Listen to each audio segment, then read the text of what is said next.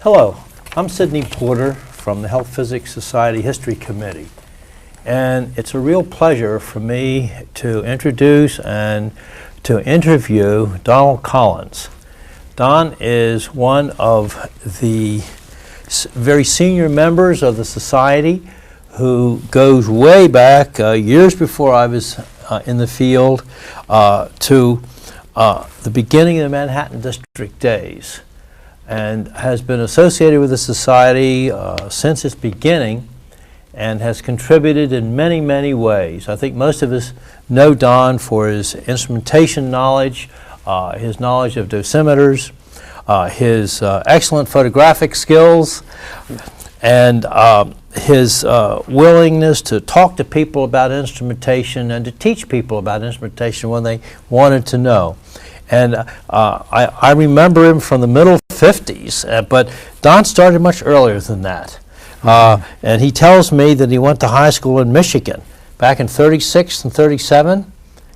I graduated in 37. In 37, and you were interested in physics at that time. You want to tell me a little bit about that, Don? Really, my main interest in high school was athletics. I had to study a little bit in order to remain eligible. If you didn't have good grades, you couldn't play. So I got 8 letter awards in varsity athletics. And I had a teacher for our physics class, chemistry and physics, that really made it interesting. He made me want to learn more. And so the last chapter in that session was on electronics, and that was the most interesting.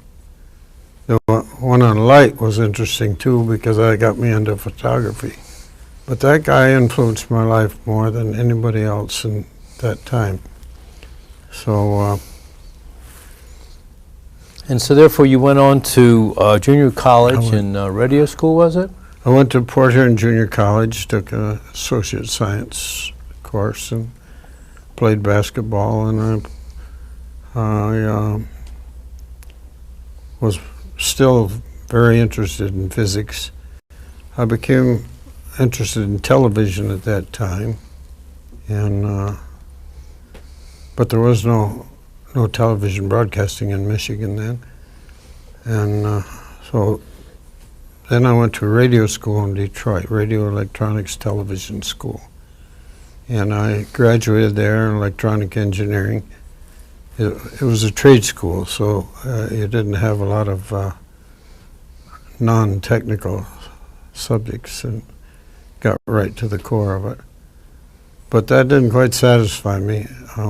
I took some graduate work in electronics at Wayne State University, just a few courses, and then I went to Michigan State. And what did you take there? Well, I majored in physics, and I also got a teaching credential there. And at Michigan State, they required we take a minimum of 30 hours of non-technical subjects. Well, I just bunched them all into the education department so I'd get a teaching credential, with a major in physics, a major in math, and a minor in chemistry.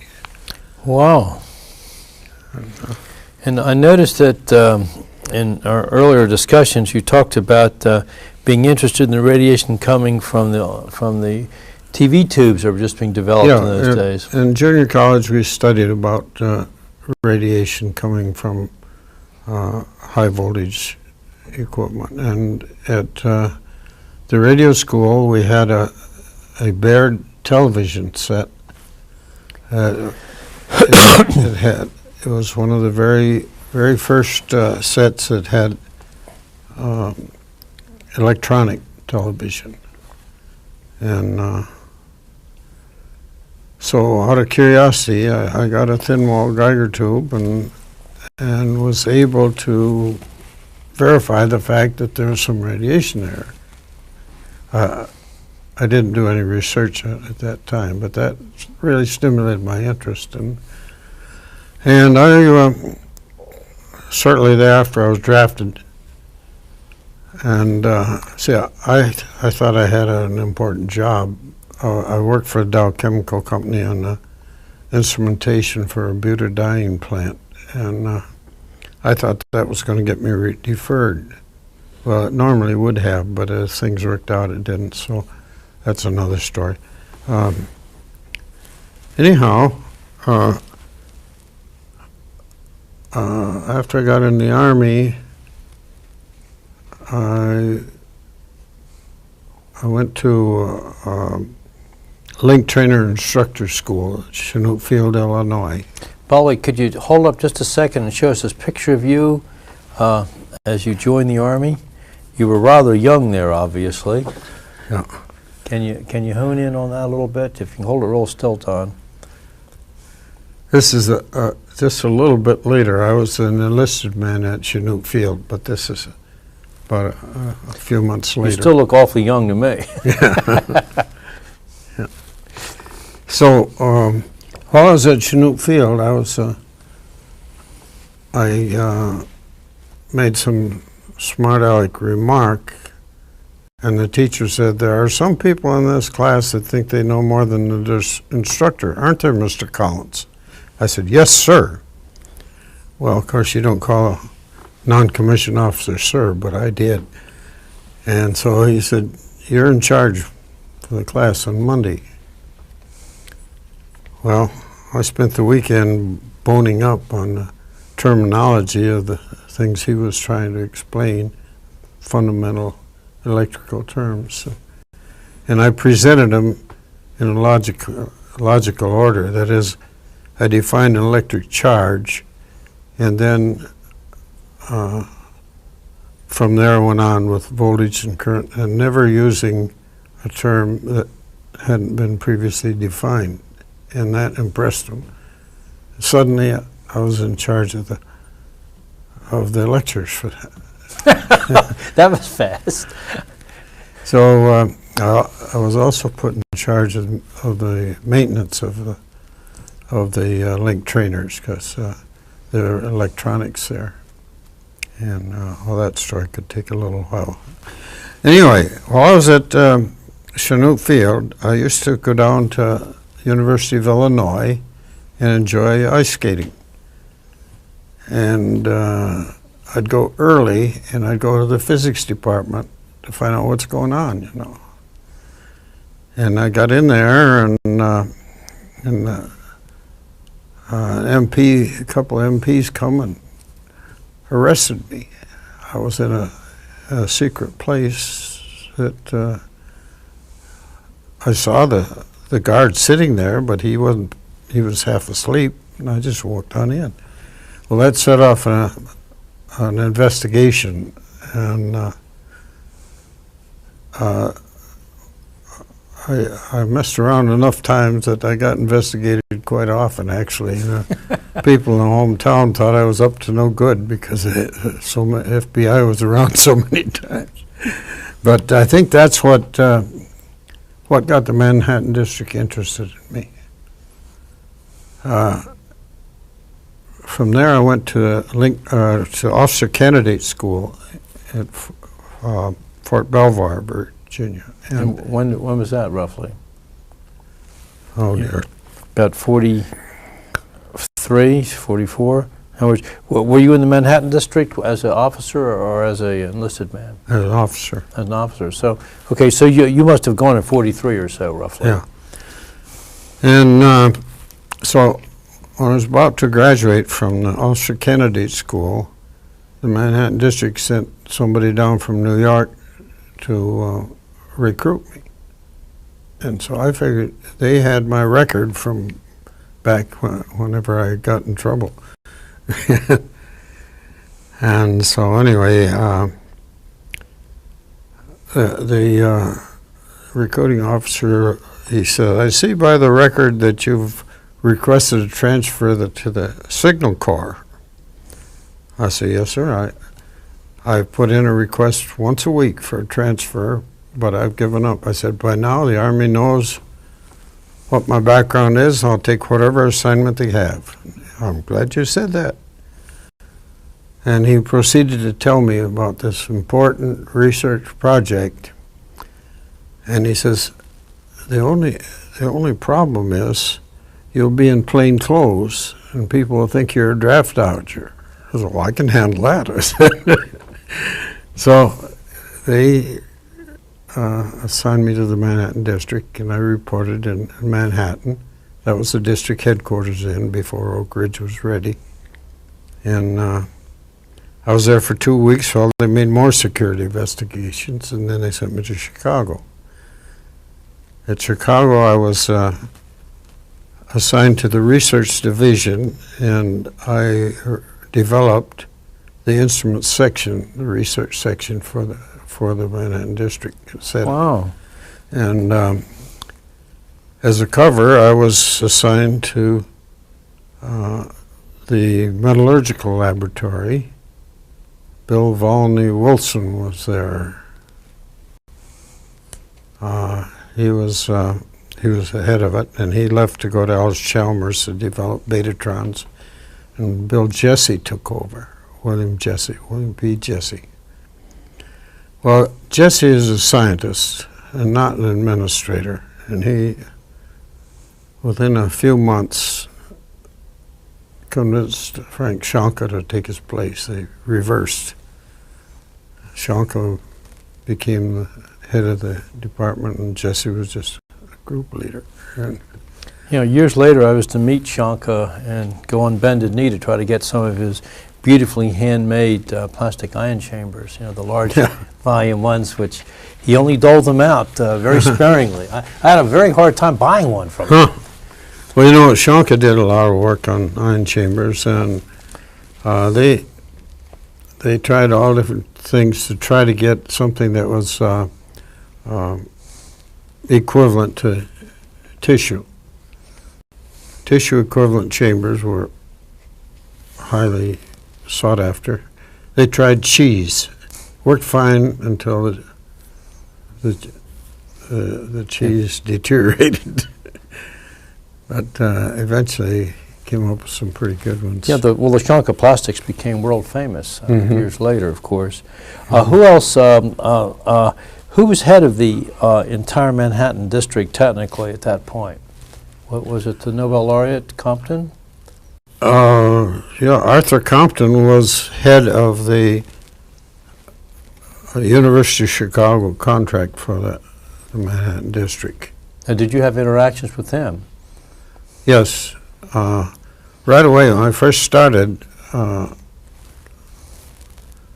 Arthur Compton gave private lessons to Colonel Peterson and myself, or I was Major Peterson then, and me on the biological effects of radiation. Wow. That was to get me oriented, and he directed me to other places, and can't think of the textbook we used. Anyway, it was just fascinating to me. Lapp and Andrews was probably too early.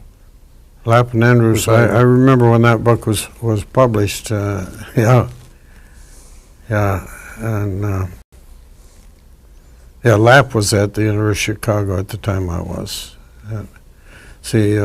And how about Herb Parker? Well, when did you run into Herb? Well, Herb came to the Manhattan District through an orientation program before he went to Hanford. He came up there and spent some time to find out what the research section was up to, and before Morgan went down to Oak Ridge. Yeah, Casey Morgan spent about a month, I think, at the Met Lab, and Jim Hart came up a few times. I remember Jim from Oak Ridge very well. Yeah. And apparently you had some brushes with Fermi, some interaction with him. Yeah, well, yeah, I got to know Fermi pretty well. Peterson, who was head of the, Colonel Peterson, or Major Peterson then, was head of the research division for the district. he introduced me to the different scientists, and we had lunch with Fermi quite often. And they were concerned about people walking away with things at the west stands of the reactor. In fact, there was some silver dollars that disappeared. So they put some silver dollars in the reactor, made them radioactive, and I set up a portal monitoring device. It was just a makeshift thing, so they found who was doing this. But and Mrs. Fermi was a very charming person. You know, she was a physicist in her own right. I didn't know that. But she's not in the same league with Enrico, so she was in the shadows, more or less. As a matter of fact, Laura Fermi, after they moved to Los Alamos, Laura was the secretary for Joe Howland. You remember Joe? He was a medical man under Colonel Warren, and he headed the medical group at Los Alamos. In fact, I was at the Met Lab in Chicago when Colonel Warren was recruited. Heimer Friedel was head of the medical group, and he was thoroughly disgusted with all the interruptions he got having to show dignitaries around, you know. So he wanted to get an assistant to take care of that part of it. Well, when they got Colonel Warren, or Dr. Warren, he was then. Is that Shields Warren? No, Stafford Warren. Stafford Warren, okay. Yeah. Well, he came there for an interview, and so they, I can't remember who it was, the personnel came to Heimer Friedel and said that this man wants too much money. He said he wants the same salary he's getting at the University of Rochester, plus his military amenities. And Friedel said, give it to him. Well, and he wouldn't be your assistant. He'd outrank you. He'd be your boss. Okay. He wanted to work on research. He didn't want administration. So that's how Warren got into the thing. And so I met him very early on when he came in. And several times in my later career, I was transferred to the medical division and for a temporary duty, like for Bikini and Nagasaki. Now tell me, Glenn Seaborg was associated with the lab too. How did you interact Glenn with him? Seaborg was head of the chemistry at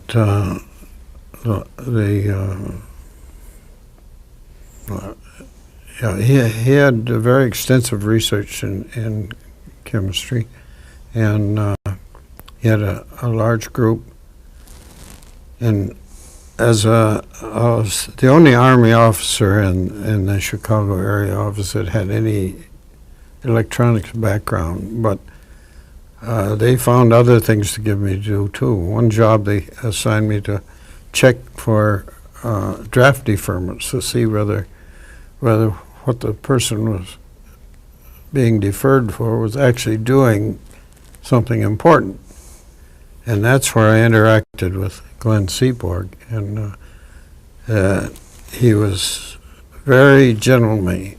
I mean, here I'm a young squirt coming in there, taking up his time, which I'm sure is valuable, but he was gracious and cooperative, and it just did my heart good to see a man like this who was doing something so important.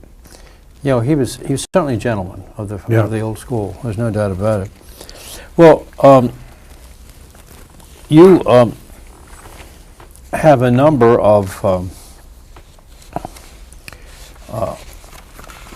citations here, and first of all, I thought maybe I would show one of them here, and this is dated August 1945 from the United States of America War Department, Corps of Engineers, Manhattan District.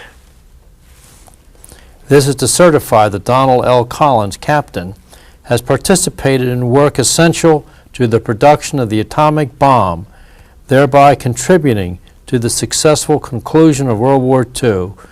This certificate is awarded in appreciation of effective service. And it's signed Stinson, Secretary of War. Well, that's something you must be very proud of, Don. Really. Very definitely. Yeah. That's a wonderful thing to have the certification. And with that, there's one other thing I'd like to show, which goes along with this. And this is a letter from the Secretary of the Navy, James Forrestal. It says, Secretary of the Navy, Washington. To Mr. Donald L. Collins, Victorine Instrument Company. We'll talk about how you got there in a moment. Dear Mr. Collins, I'm addressing this letter to you in appreciation of your services to Commander Joint Task Force 1 in connection with Operation Crossroads. And we'll define that in just a moment. It's a very important operation, which I knew all about years ago. As Chief of the Instrument Branch of the Radiological Safety Section, you rendered invaluable services in organizing the procurement and design of all radiation measuring equipment required by the Radiological Safety Section during this operation. That's quite a statement, Don. Only as a result of your great industry and skill was it possible to satisfy the tremendous requirements for this type of equipment. At Bikini, you organized the instrument branch so that it was possible to maintain this large quantity of instruments in working condition, despite the tropical conditions and unavoidably rough handling. Over and above this task, you designed new equipment and devices for recording radiation intensities by radio, and thereby contributed greatly to the scientific information obtained as a result of the operation. Your willing cooperation, technical ability, and devotion to duty under difficult situations mark you as outstanding and worthy of tribute. Your services reflect nothing but credit on yourself and the nation. Wow. For this outstanding contribution to the success of the whole operation, the Navy sends you its thanks. Well done. Sincerely, James Forrestal. That's incredible. That really is. That's wonderful. Something I really, really appreciate. Well, obviously you really earned it. Now, this takes us into the time when you were able to finagle your way out of the Army and yet did the same job for what, 5-10 times the pay? No, it wasn't that much, but it was lots more than the pay. Yeah. And so things that was a pretty good maneuver, because apparently the Army didn't want you to leave. Is that correct? Yeah. Well, yes, I had served my 4 years in the Army, and I had enough points to get out, so I applied for discharge. I wasn't an Army man at heart. They told me that yes, you have enough points, but we can't let you go because you're the only person that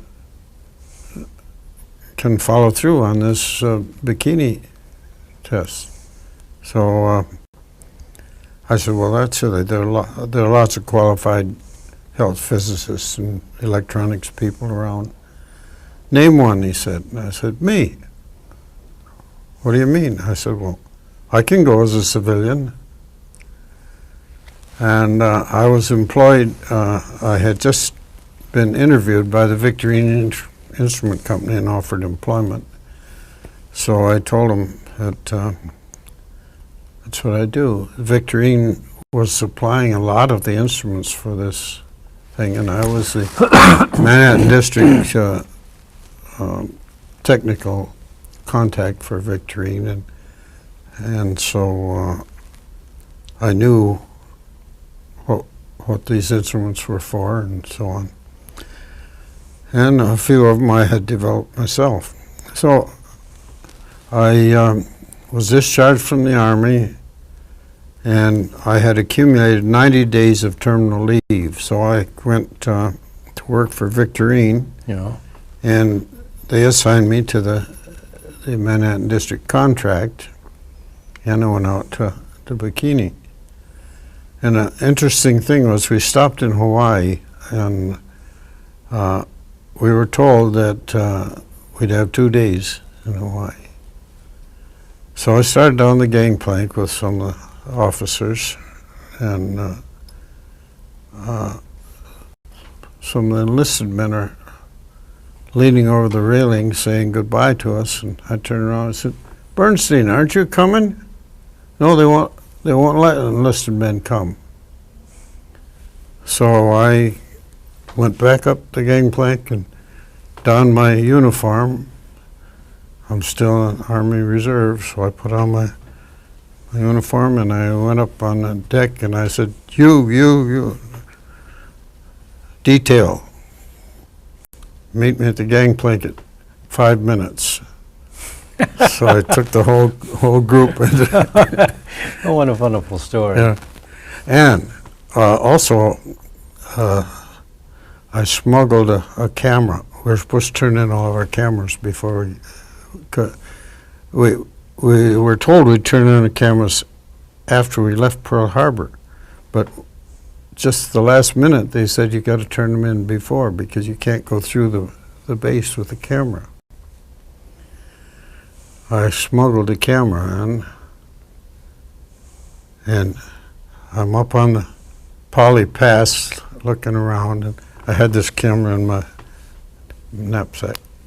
And Colonel Warren looked over at me and he said, "Don, don't take any pictures while I'm here." You couldn't fool that guy. But I didn't have any trouble getting it back on ship. So your interest in photography goes way back too, obviously. Yeah. So you worked on several above ground tests there. Mm-hmm. It was the Navy test, Bikini. Yes, Test Able and Test Baker. Oh, you worked on both. You were there for both Able and Baker. Yes.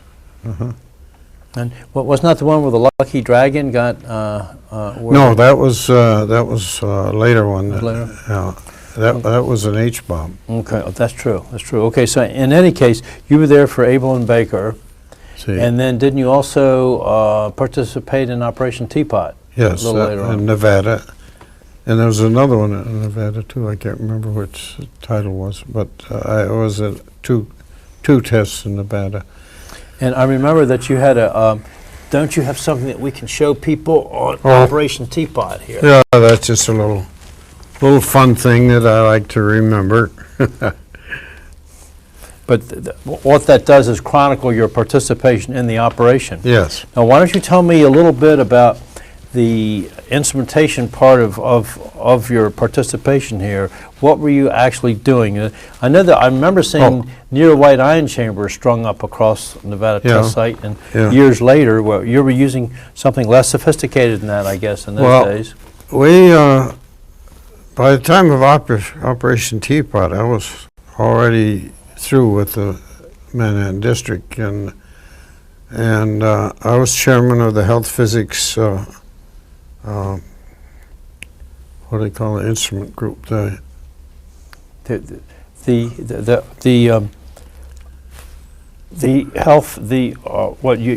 were chairman of the chapter at that point? No, the group of instrument manufacturers. Okay.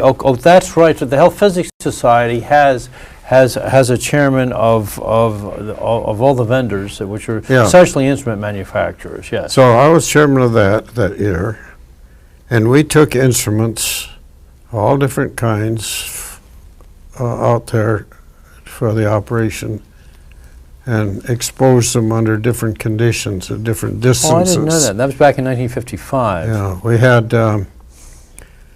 had film badges and dosimeters, and we were concerned not only the response of the instruments, but also how they'd stand up under an explosion if they happen to be. And some of them were placed in a building, in a house, or to simulate what might happen. But so you had just left Victorine at that point? yes. Because you were at Victorine from 45 to 54, as I remember? Yes. I think that's and right. during that time, you worked on a lot of different kinds of instruments. You want to just briefly tell us what?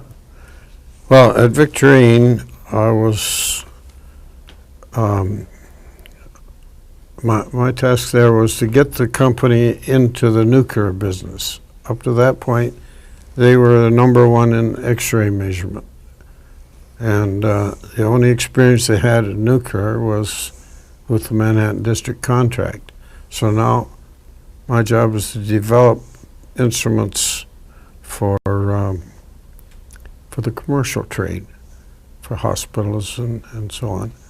And I had a good group of people working on that. Chuck Gould was out at Bikini with me, and in fact he took over the instrument section of Bikini when I came back, and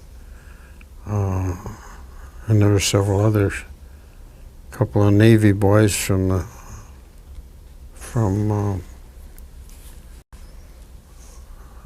lab in Washington, D.C. NRL? Yeah. Naval Research Line? Joe Stickney and Bill Manigan. So they were group leaders in my group there. And that's how I got started in Victorine. I was technical director. I was also radiation safety officer to set that up. And before I left Victorine, I was in charge of the components division manufacturing. See, the instruments for measuring radioactivity have certain special components, like high megohm resistors, electrometer tubes, voltage regulator tubes, and little vibrator power supply elements and something. So these things were essential to making a good instrument.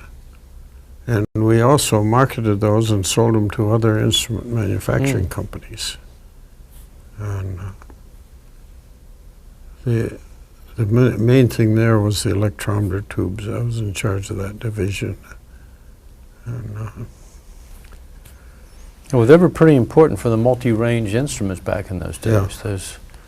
Those electrometer tubes. Victorine got after Jack Victorine retired, they got a new president who was more interested in getting them into television. Now, 10 years earlier, I would have been greatly interested in getting into television, but by now, my interest is in radiation. I thought to myself, here is this company that's number one in the business of radiation. They make instruments of high quality, 10, 20, or 30 at a time. Now they want to get into television where they're making by the thousands, and it's a whole different ball game. And so I just decided I was going to start my own company.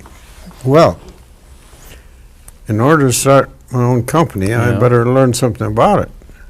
So I went and visited my friends that had started companies, and Tracer Lab, and Nuclear Chicago back then. Nuclear Chicago, yeah, those boys were all very good friends of mine. John Kranz and Jim Shockey. Then I went to talk to Ole Landsverk, and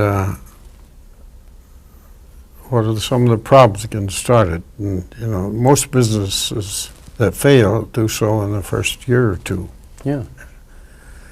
And I didn't have enough money to pay myself the salary that I was accustomed to.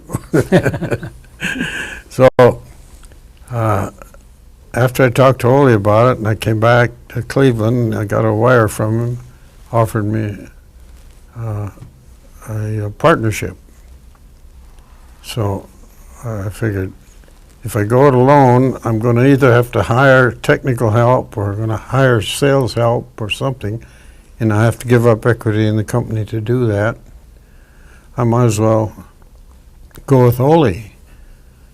And so I bought a 1/3 interest in the Landsverk Electrometer Company. And I took over as first as sales manager, Yeah. and later radiation safety and quality control, production, and eventually, when Ole retired, I became president of the Landsverk Electrometer Company. Bobby, we should tell our viewers here that that Ole Landsverk was world famous for having developed a very efficient self-reading pocket ion chamber called the Landsverk Electrometer. Yeah. And he was world known for that. I mean, I saw these in Europe definitely. very early on. And so he was well known for that by the time you joined the company, I guess, wasn't he? Yeah. Yes, definitely. Actually, Ole was one of the first health physicists in Chicago before there was a Health Physics Society. There was Ole Landsverk, and Ernest Wallen was Ole's supervisor, and Parker and Morgan. And so you worked for Ole for a number of years, and then what happened? Well, or with him, I should say. yeah, the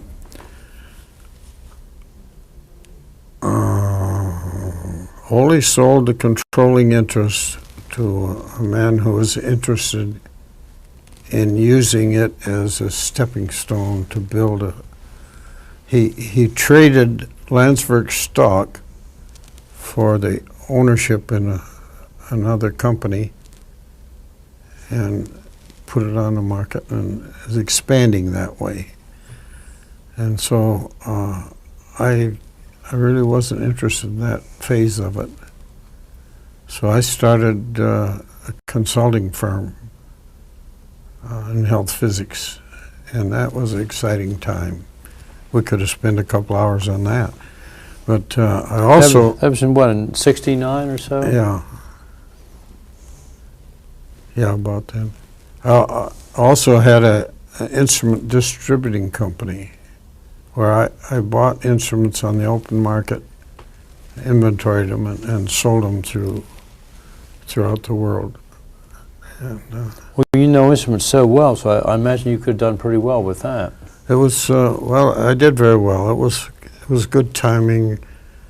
There was a need for something like that at that time. And so, and by the way, just to go back, because we're all the way up to 69, and you had your company through 86 or so before you finally retired. But going way back to your photographer days, you were interested in photography during the Manhattan Project, actually. Oh, yes, long before that. And I understand that during the very early days of our society that you were taking pictures, even so you didn't belong to the society, you were somehow associated with it because of being a photographer. Yes, I used to attend the meetings. Of course, when I was in the Met Lab, I could attend meetings, but I couldn't join. They didn't want a conflict of interest there. Another interesting thing is, you know, just before the bomb was dropped, some of the scientists tried to stop it. I mean, they didn't want to drop the bomb on innocent people. Mm-hmm. And so I used to go to those meetings. And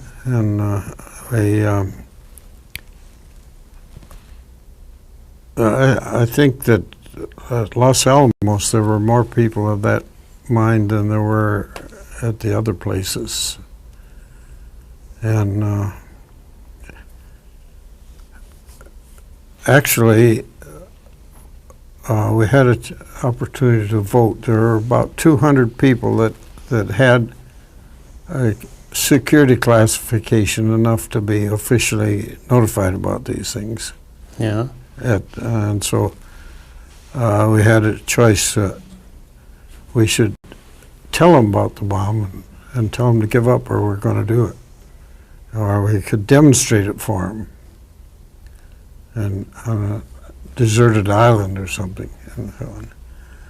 But to me, these are all pipe dreams. You know, here are these American soldiers out there being killed every day in large numbers.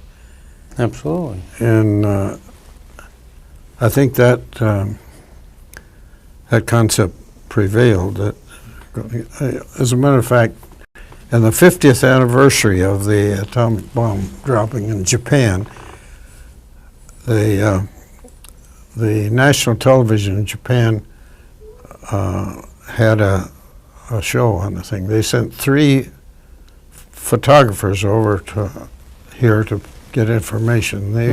They came to my home and they videotaped me for 3.5 hours on that subject. And 3.5 minutes got into the final picture. Oh, well, isn't that usually the case? And I didn't mind because I had as much time as President Clinton did. But they asked President Clinton, should we apologize to Japan? And did Truman make the right decision? And Clinton says no and yes in that order. He said, we shouldn't apologize, we didn't start the war. And he said that Clinton said that Truman made the best decision possible with the information he had available. So that's the way I felt. Wow.